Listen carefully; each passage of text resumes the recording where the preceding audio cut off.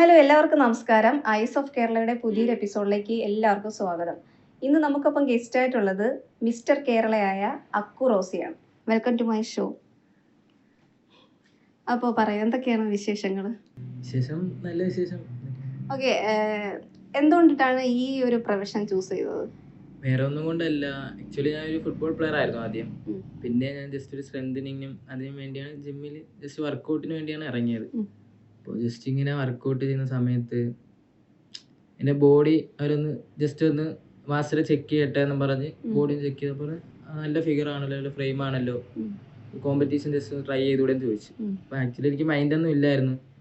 പിന്നെ എല്ലാവരും ഇങ്ങനെ മോട്ടിവേറ്റ് ചെയ്ത് ഫസ്റ്റ് ഒരു കോമ്പറ്റീഷൻ തന്നെ ഇറക്കി, മിസ്റ്റർ ആക്ടിങ്ങിൽ.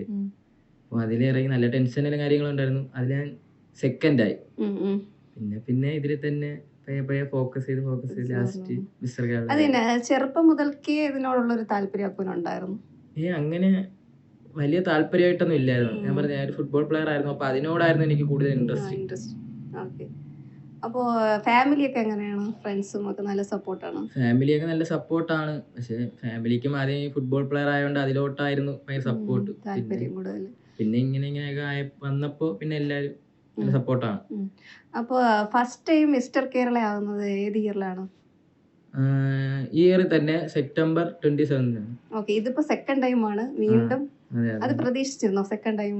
പ്രതീക്ഷിച്ചിരുന്നു എന്ന് വെച്ചാൽ അതൊക്കെ നമുക്ക് അറിയത്തില്ലല്ലോ. നമ്മൾ അതിനുവേണ്ടി ഹാർഡ് വർക്ക് ചെയ്യും, നല്ല രീതിയിൽ ഹാർഡ് വർക്ക് ചെയ്യും.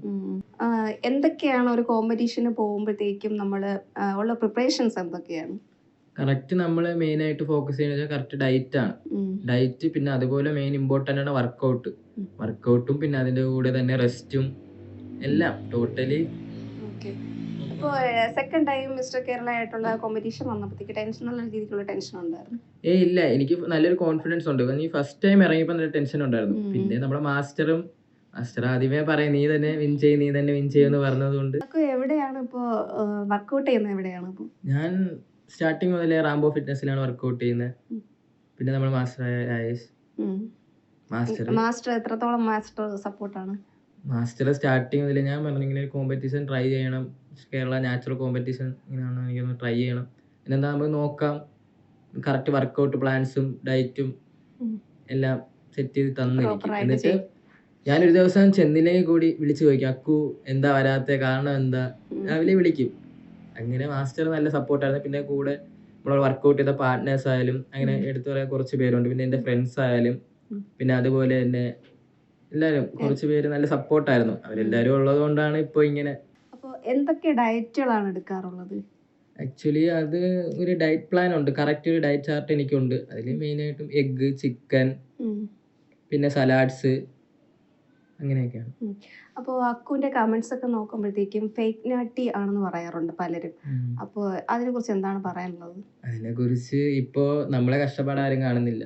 ഇപ്പോൾ എൻ്റെ ചുറ്റുപാടുമുള്ളവർ തന്നെ പറയുന്നുണ്ട് ഇവൻ ഓരോന്ന് യൂസ് ചെയ്തിട്ട് ഇവൻ പെട്ടെന്ന്, എന്ന് വെച്ചാൽ ട്രാൻസ്ഫോർമേഷൻ വളരെ പെട്ടെന്നായിരുന്നു.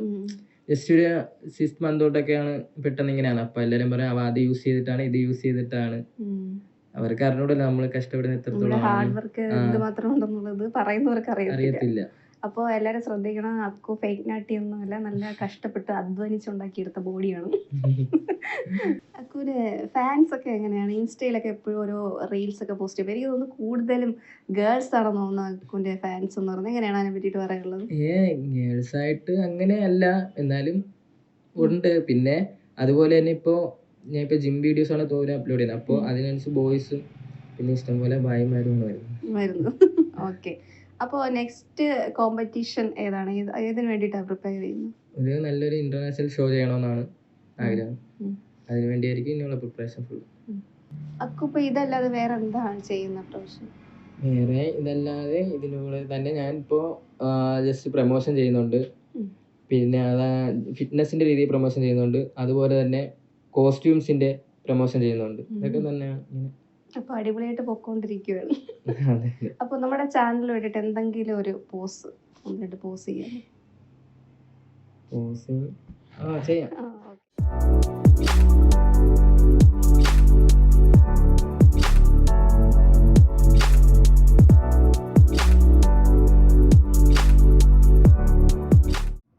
ടോട്ടൽ എത്ര കോമ്പറ്റീഷൻസ് ഇതുവരെ ചെയ്തിട്ടുണ്ട്? ഞാൻ ഇപ്പോൾ ടോട്ടലി 4 കോമ്പറ്റീഷൻ ചെയ്തിട്ടുണ്ട്. ഏതൊക്കെയാണ് അതിന്റെ ഡീറ്റെയിൽസ് ഒക്കെ ഒന്ന് പറയാമോ പ്രേക്ഷകർക്ക്? ഫസ്റ്റ് ആയിട്ട് ഞാൻ ചെയ്തത് മിസ്റ്റർ ആറ്റിങ്ങലായിരുന്നു, അതിന് സെക്കൻഡ്. പിന്നെ മിസ്റ്റർ ട്രിവാൻഡ്രം, അതിൽ തേർഡ്. പിന്നെ ഇപ്പോൾ നാച്ചുറൽ മിസ്റ്റർ കേരള, അതിൽ ഫസ്റ്റ്. പിന്നെ ഇപ്പോൾ ലാസ്റ്റ് വീക്ക് കഴിഞ്ഞ അടുത്ത അത് വേറൊരു അസോസിയേഷനാണ്, അതിൻ്റെ ഒരു നാച്ചുറൽ മിസ്റ്റർ കേരള, അതിലും ഫസ്റ്റ് ആയിരുന്നു. ഫസ്റ്റ്. അപ്പോൾ ഈ നോസ് പിന്നൊക്കെ നന്നായിട്ടുണ്ടല്ലോ, കമ്മല് സൂപ്പർ ആയിട്ടുണ്ട്. ഇതൊക്കെ എന്താ ഇപ്പൊ ചെയ്തത്? അല്ല, അത് എനിക്കൊരു ആഗ്രഹമായിരുന്നു നോസ് പിൻ ചെയ്യണമെന്ന്, അങ്ങനെ നോസ് പിൻ ചെയ്തതാണ്. നിങ്ങൾ ചെയ്യുന്നില്ലേ നോസ് പിൻ? ക്യാമറ ചേട്ടന്മാരുടെ അടുത്താണ് ചോദിക്കുന്നത്. ഓക്കെ, അടിപൊളിയായിട്ടുണ്ട്. അപ്പോൾ ഇത്രയും സമയം നമ്മുടെ കൂടെ സ്പെൻഡ് ചെയ്ത, നമുക്ക് ടൈം തന്ന നമ്മുടെ അക്കുറോസിക്ക് വളരെ വലിയ ഒരു താങ്ക്സ് ഉണ്ട്. അപ്പോൾ താങ്ക് യു സോ മച്ച്.